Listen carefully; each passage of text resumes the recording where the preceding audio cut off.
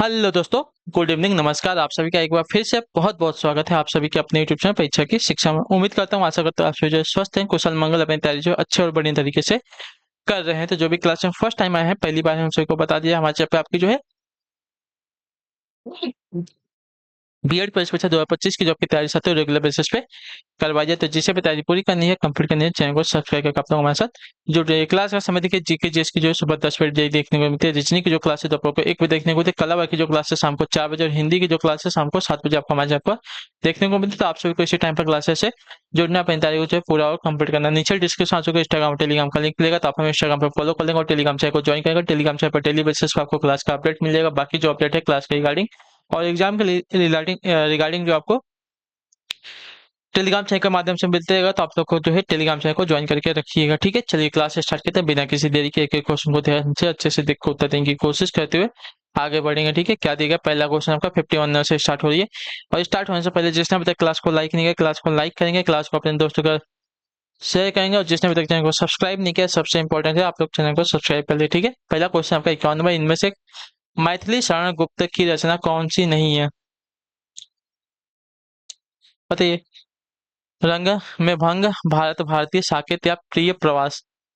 इसमें से कौन सी रचना जो है मैथिली शरण गुप्त की नहीं है? तो आपका राइट आंसर हो जाएगा प्रिय प्रवास जो है मैथिली शरण गुप्त की रचना नहीं है। क्लियर है? यह जो है अयोध्या प्रसाद सिंह हरिऔध की जो है रचना है। ठीक है, शेष रचनाएं जो है आपकी रंग में भंग, भारत भारती, साकेत, ये सभी आपकी मैथिली शरण गुप्त की रचनाएं हैं। अगला क्वेश्चन आपका है 52, 52 नंबर, ध्यान से देखिएगा, उत्तर दीजिएगा। राइट आंसर क्या हो जाएगा? ठीक है, अग्र का विलोम शब्द बताइए। अग्र का विलोम शब्द रिक्त स्थान है। तो अग्र का विलोम शब्द अगर देखा जाएगा आपका पश्च हो जाएगा। ऑप्शन नंबर जो सी दिया गया आपका राइट आंसर होगा। ठीक है, पूर्व जो है पश्चिम का हो जाएगा, नीचे का ऊपर हो जाएगा, आगे का पीछे हो जाएगा विलोम शब्द। अगले क्वेश्चन की तरफ बढ़ेंगे, ध्यान से देखें। आप 53 नंबर बताइएगा, राइट आंसर हो जाएगा मेरी जेब में 10 रुपए हैं वाक्य में प्रयुक्त काल कौन सा है? तो मेरी जेब में 10 रुपए हैं, इस वाक्य में अगर देखा जाएगा काल, तो आपका राइट आंसर हो जाती है पूर्ण वर्तमान काल जो लगा है यहाँ पे। तो ऑप्शन नंबर बी आपका राइट आंसर हो जाएगा। ठीक है, मेरी जेब में 10 रुपए हैं वाक्य में आपका पूर्ण वर्तमान काल है।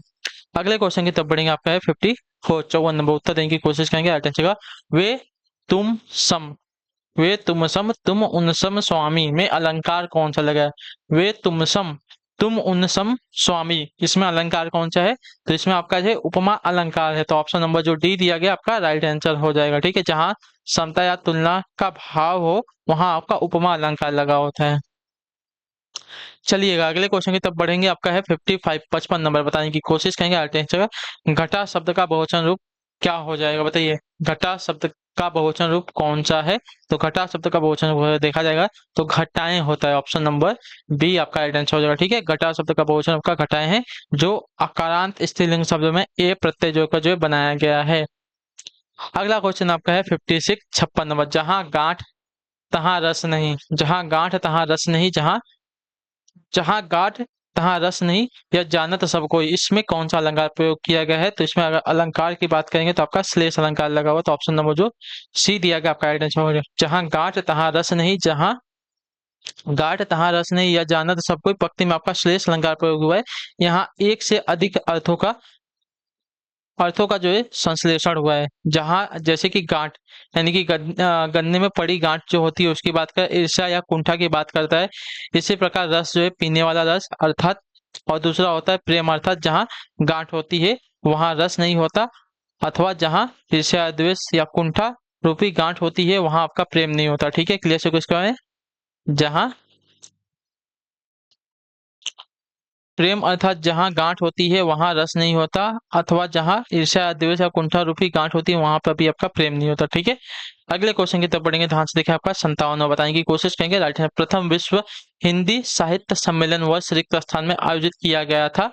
तो देखिए कब और कहाँ आयोजित किया गया था हमसे पूछा है। तो आपका राइट आंसर 1975 में नागपुर में आयोजित किया गया। तो ऑप्शन नंबर जो ये दिया गया आपका राइट आंसर, प्रथम विश्व हिंदी साहित्य सम्मेलन वर्ष 1975 में नागपुर में आयोजित किया गया था। क्लियर है, चलिए अगले क्वेश्चन की तरफ बढ़ेंगे। आपका है 58, 58 नंबर, लक्ष्मण का एक अन्य पर्यायवाची शब्द कौन सा है? तो लक्ष्मण का एक अन्य पर्यायवाची शब्द अगर देखा जाएगा छात्रों तो आपका सुमित्रा पुत्र हो जाएगा। ठीक है, ऑप्शन नंबर बी आपका राइट आंसर होगा। ठीक, क्लियर सभी को। लक्ष्मण का एक अन्य पर्यायवाची शब्द आपका सुमित्रा पुत्र है। क्लियर। चलिए अगला क्वेश्चन आपके सामने आएगा 59 नंबर, ध्यान से देख के उत्तर दीजिएगा, राइट आंसर क्या हो जाएगा। धावक तेज गति से दौड़ते हैं, वाक्य में तेज गति क्रिया विशेषण का कौन सा भेद है। तो देखिए तेज गति से दौड़ता है, तो तेज गति आपका क्रिया विशेषण का रीतिवाचक भेद प्रयुक्त हुआ है, तो यहाँ पे आपका जो ये दिया गया आपका राइट आंसर होगा। ठीक है, क्लियर से इसके बारे में। धावक तेज गति से दौड़ते हैं, वाक्य में तेज गति जो है क्रिया विशेषण का रीतिवाचक भेद में प्रयुक्त हुआ है।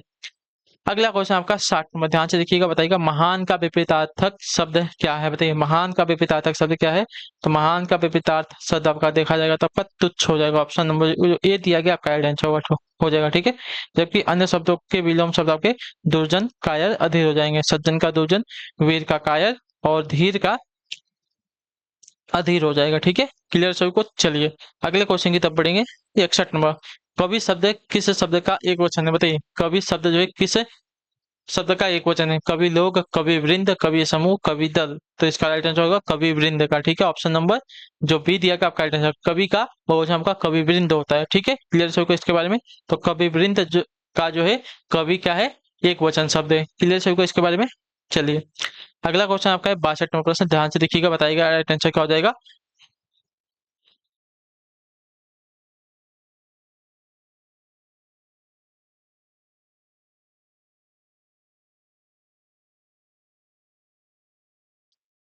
चलिए निम्न विकल्पों में से कौन सा जो है सरोवर का पर्यायवाची शब्द नहीं है। तो सरोवर का पर्यायवाची शब्द अगर देखा जाएगा साथियों तो आपका शतदल नहीं हुआ। शतदल आपका कमल का पर्यायवाची शब्द है। ठीक है, कमल। क्लियर हो गया इसके बारे में। शेष, जलाशय, सर, तड़ाग, ये सभी आपके क्या है सरोवर यानी कि तालाब के पर्यायवाची शब्द। अगले क्वेश्चन की तरफ बढ़ेंगे। 63 नंबर है, ध्यान से देखिएगा, उत्तर देने की कोशिश कीजिएगा। आपका सही उत्तर इसमें किससे क्या हो जाएगा। वह महिला बहुत विद्वान है, वाक्य में प्रकार की अशुद्धि बताइए।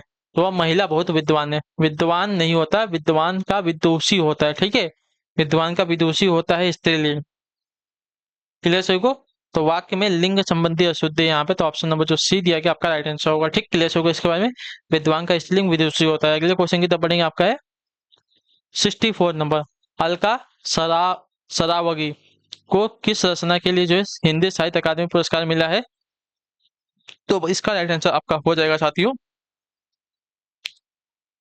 कलिकथा वाया बाईपास। ऑप्शन नंबर जो सी दिया गया आपका राइट आंसर। अलका सरावगी को कलिकथा वाया बाईपास नामक उपन्यास पर जो वर्ष 2001 में हिंदी साहित्य अकादमी पुरस्कार मिला था।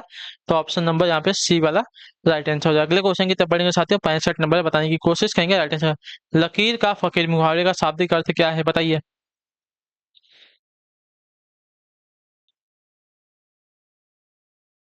लकीर का फकीर मुहावरे का शाब्दिक अर्थ क्या है।